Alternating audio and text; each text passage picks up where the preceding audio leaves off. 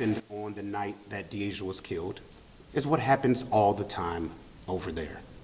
There was a large party, an unruly party. We have reports of people having weapons, that a disturbance involving these groups happened at that complex. There were no security cops, there were no police officers, and they were just thrown out of the building into the street, and they mixed with the huge group that was already at the racetrack. A dispute happened. As usual, a shooting occurred, and Deia, who was an innocent bystander, was shot and killed. No accountability. That's been the common thread at many gas stations in our city, at many apartment complexes in our city. And the reason that this keeps happening again and again and again is money. Companies putting profit over protecting their people, over protecting their patrons. That's what it is. It's very easy to hire off-duty APD to work at your gas station, to work at your apartment complex. It's very easy to hire private security, but you don't have the incentive to do it until you get sued. That's what lawsuits are. They hold companies accountable. And we saw, as we all did, that RaceTrac closed. And a statement from their own CEO admitting that they've known about the crime that has been happening at this property, admitting that their patrons weren't safe and closed down. But it's too late to run away from what happened at that property. You don't close your doors and avoid justice.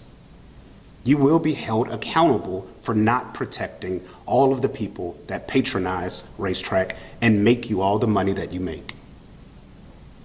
We're holding them accountable. I want you to briefly hear from a grieving mother who will tell you about the loss to this family.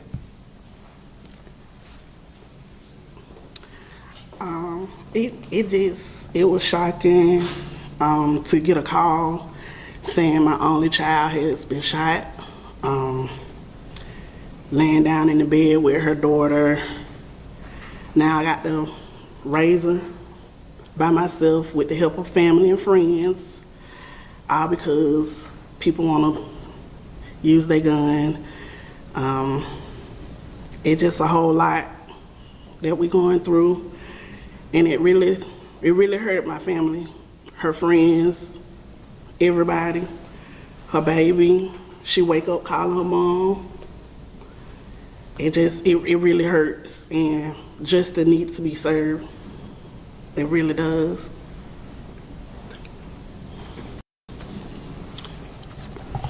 So we're going to see this tragedy again and again. You'll probably be covering this story again tomorrow at a different location if something isn't done. It's very easy to hire off-duty officers to protect your property if you know about crime. This was not the first one. Every news channel in this state has covered the multiple murders that have happened at the racetrack, the multiple robberies, and nothing was done. Nothing at all. And now we're here dealing with this tragedy. Brief questions. Can you describe the night of the incident, where Deia was and when the shooting happened? Yeah, the complaint lays out a lot of the facts of the case. Deia had patronized RaceTrac, was in there shopping. They were actually controlling how many people came in and out of the store, which shows you that they were actively aware of the massive crowd that was out there, but yet no police officers were called. Nothing was done with the people that were brandishing weapons on the property before the shooting, and nothing was done. And as Deia was walking right outside the property, she was shot and killed. There's evidence of the individuals actually having weapons on the property, and it was avoidable. As we all know, most of the time crime happens where criminals feel comfortable, where you know you won't get caught, where you know that no one's going to call the police. And as we've seen at Club RaceTrac, it always happens. Many people just get caught in the back-to-back traffic that happens over there at night because they're drag racing and they're partying in the parking lot. And it leads to situations like this. Chris, can you talk a little bit about, I see the response from RaceTrac, but the response at all from, was it the Mix Apartment Complex, the management company? Have you heard from them? We have not heard from them. We were happy to see the statement from the CEO, and we hope that that statement follows with accepting responsibility for what happened to Deia, and that we don't have to drag this out in court. I have a question for Deia's mother, if you don't mind coming to the podium.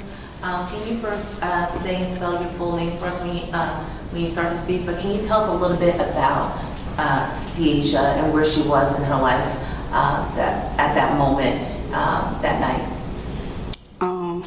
You say Say and spell your full name for us. And then- Allison, Alison.